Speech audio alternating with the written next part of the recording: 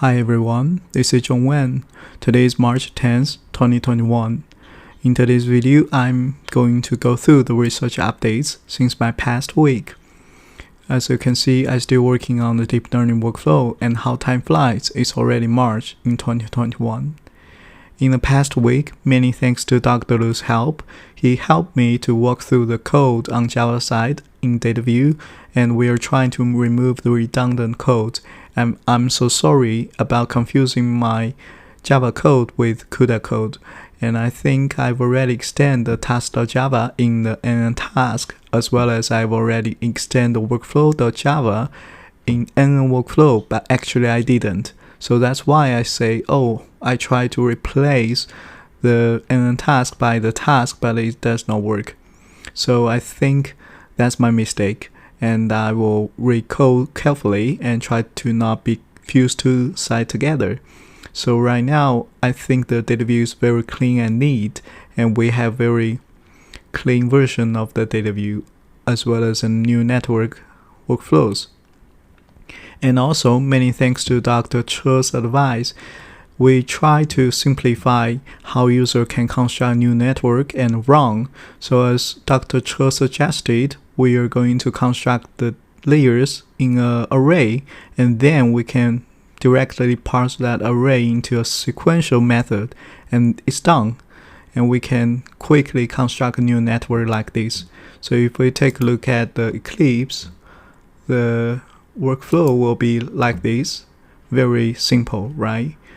If we want to run it, we just specify which workflow we're going to run, and in the workflow we specify what kind of input data will be input, and then we can go and run it.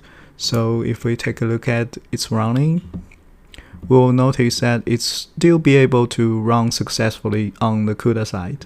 So you can see the training is starting, so we can stop it right now, and we don't need to go through all the process of training. So let's get back to the slide. And furthermore, I was successfully run the new network on the GPU cluster we have right now.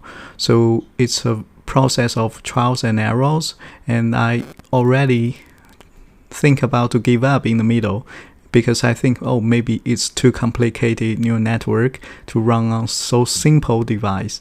So I was thinking maybe it's not feasible, but after I tried many times and many ways, I successfully resolved all the issues, and now the new network is able to run on the cluster.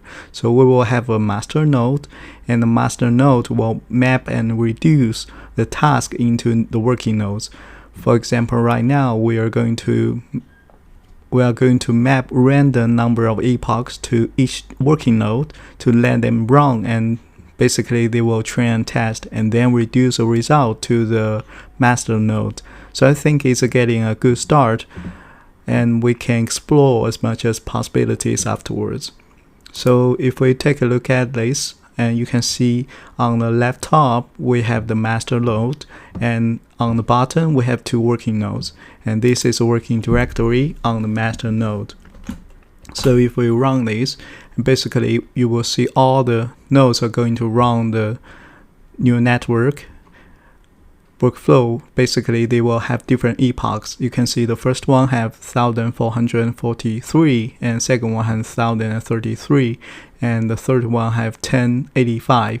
So they are all running the same architecture of the new network that can be maybe customized later, and they are returning the different models at the end of the training, as well as right now the reduced data is meaningless. So I think we can make something useful in the future.